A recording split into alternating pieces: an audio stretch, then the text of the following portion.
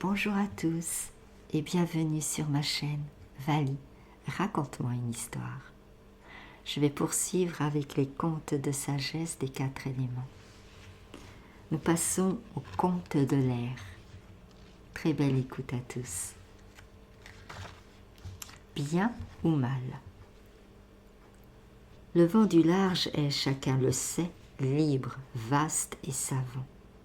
Ce qu'on sait moins, c'est qu'il lui arrive d'être un peu jaloux des hommes, qui sont ignorants mais peuvent, quand ils le veulent, parler aux étoiles.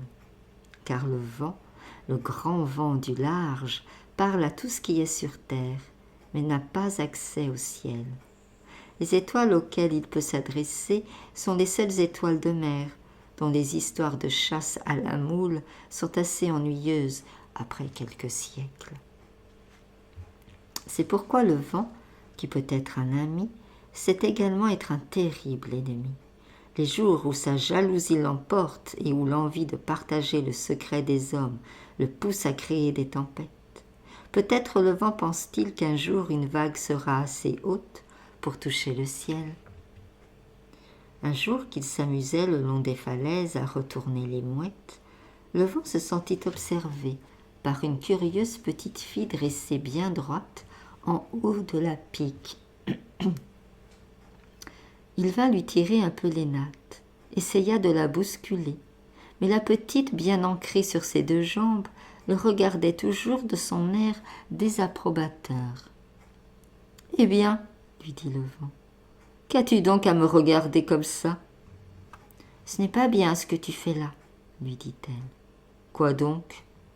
Embêter les mouettes, par exemple, et faire les tempêtes, arracher le linge des fils où ma maman le met à sécher, tout ça. » Stupéfait, le vent en oublia de souffler pendant quelques secondes. « De quoi te mêles-tu, toi, fille des hommes ? Le vent est libre, il fait à sa guise. Qu'as-tu à lui dire pour ça ?»« Ce n'est pas bien, dit la petite têtue. Casser, faire de la peine, c'est très vilain. » Le vent réfléchit quelques instants. La notion de bien ou de mal n'entrait pas dans sa vie. La mère de toutes choses l'avait créé libre, fait pour souffler ici et là, porteur de nuages ou de pollen, selon les heures. Rien ne lui avait été dit du bien ou du mal. « Qu'est-ce au juste, bien et pas bien ?» demanda-t-il à la petite fille. « Tu ne sais pas ? Mais tout le monde sait ça, » s'étonna-t-elle. « Chez les hommes peut-être. Moi, je suis le vent qui a tout vu et tout caressé de par le monde. Mais je ne suis pas dans le cœur des hommes. Qu'est-ce que bien et pas bien ?»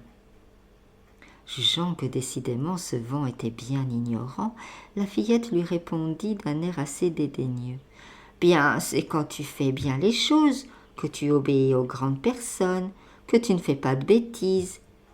Pas bien, c'est quand tu fais du mal, quand tu désobéis, quand tu ne fais pas ce que tu dois faire.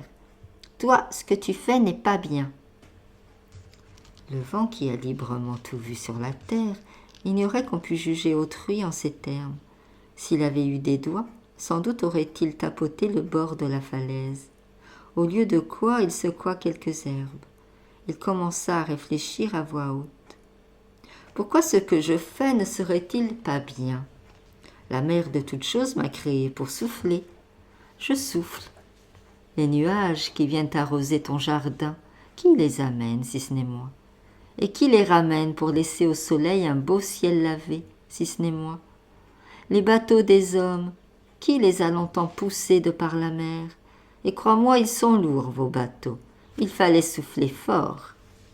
Maintenant, ils vont tout seuls, mais laissent derrière eux des taches que la mer ne peut laver toutes et qui tuent. Dis-moi, qui fait mal dans ce cas ? Je fais bien les choses. Même mes tempêtes, je les fais bien. J'y mets du cœur, je les fais belles, grandioses. J'appelle parfois à la rescousse mon ami l'orage pour que ce soit encore plus beau. Mes tempêtes, elles permettent à l'air et à la mer de trouver la bonne température pour que vivent les poissons.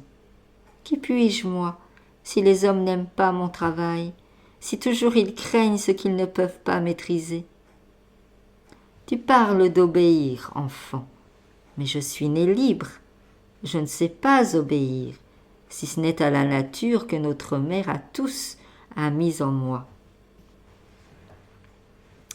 J'ai connu bien des hommes et je peux te dire que les plus dangereux sont ceux qui justement obéissent, ceux qui font sans réfléchir ce qu'on leur dit. Je peux te dire que ce sont les plus libres qui ont fait avancer votre monde, ceux qui posaient des questions et refusaient les réponses toutes faites. La fillette fronça le nez. Tu penses qu'on peut tout faire alors, même des bêtises? Je pense que le bien et le mal ne sont pas ce qu'on croit. Le vent qui crée la tempête fait du bien et l'homme qui tue fait le mal. Il me semble qu'on ne peut juger l'autre à sa propre mesure. Selon moi, ce qui est bien d'être tout à fait ce que la mère de toutes choses a mis en nous.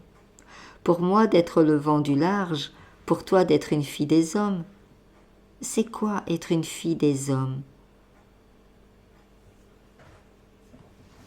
Comment le vent, le grand vent du large, pourrait-il te répondre?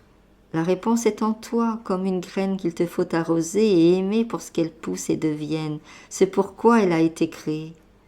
Et pourquoi j'ai été créée? Le vent se sentit immensément triste en répondant. Pour faire ce qu'aucun des autres enfants de la terre ne sait faire, parler aux étoiles. Voilà en quoi les enfants des hommes sont nécessaires et ce qu'ils font bien. Eux seuls savent regarder le ciel et rêver. Moi, je ne suis que le vent. J'emporte dans mes ailes vos rêves et vos désirs. Adieu, enfant. Tâche de faire le bien des hommes, comme je fais le bien du vent. N'obéis qu'à la grande âme qui nous habite tous. Fais éclore la beauté qu'elle a plantée en toi. Si tu y parviens alors, emmener tes rêves dans mes ailes me consolera peut-être un peu de ne pas savoir parler aux étoiles. Je vous remercie de m'avoir écouté et j'espère que cela vous a plu. À bientôt.